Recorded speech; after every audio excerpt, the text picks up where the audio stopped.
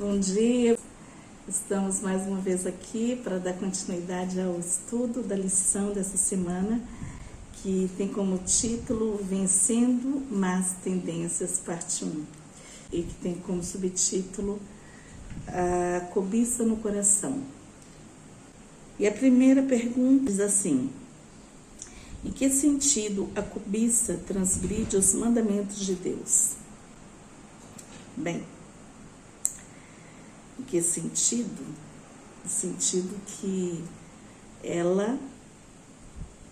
esse mandamento é um mandamento onde tudo que se refere ao homem, Deus já diz, não cobiçarás. Foi um mandamento que ele especificou cada coisa, porque ele sabia que esse mandamento foi originado no coração de Satanás. E ao cobiçar, dá margem à entrada de todos os outros pecados. Porque você querer algo do outro, ao qual não te pertence, é algo que não te pertence. Então, isso já faz com que um pecado que é muito levado uma invejazinha. Eu me lembro que às vezes a gente brinca até assim, né? Uma inveja santa. Não devemos brincar assim. Não devemos ter nada a ver com inveja. A inveja é um pecado que ela vai minando, ela vai entrando lentamente. Na continuação dessa pergunta, que vem falando de uma experiência de alguém muito importante. Não era uma pessoa assim simples, era um príncipe em Israel, Acã, e ele tinha muita influência, e vem contado a sua experiência em Josué 7, de 20 a 26. Acã, ele só confessou porque o próprio Deus o tinha mostrado a Josué e a todo Israel aonde estava o pecado, porque veio sobre Israel tal juízo. E ele fala assim: é verdade que pequei contra o Senhor, contra o Deus de Israel. Deus havia dado uma ordem para que nem despojo, nada, fosse pego daquele butim, vamos dizer assim, que Israel havia lutado. E ele desejou ter aquilo, o seu orgulho, aquilo entrou dentro de Acã e ele não suprimiu. O pecado mortal que levou à ruína de Acã estava enraizado na cobiça.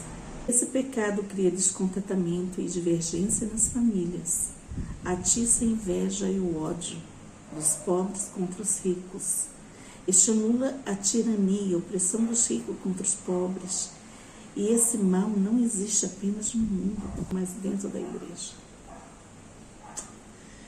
Infelizmente, podemos ver que muitos que estão muitas vezes tendo uma posição têm esse pecado arraigado e dizem que é zelo, que muitas das vezes armam ciladas contra o seu próprio irmão, que inveja, cobiça o cargo que muitas das vezes um outro está desenvolvendo tão bem na igreja, e isso é destruído, porque um deixou que esse pecado se desenvolvesse como desenvolveu no coração de Acã. Destrói muitas das vezes o seu próprio sangue, os seus próprios familiares, destrói uma amizade, destrói a fraternidade. Então, é um pecado abominável, Senhor.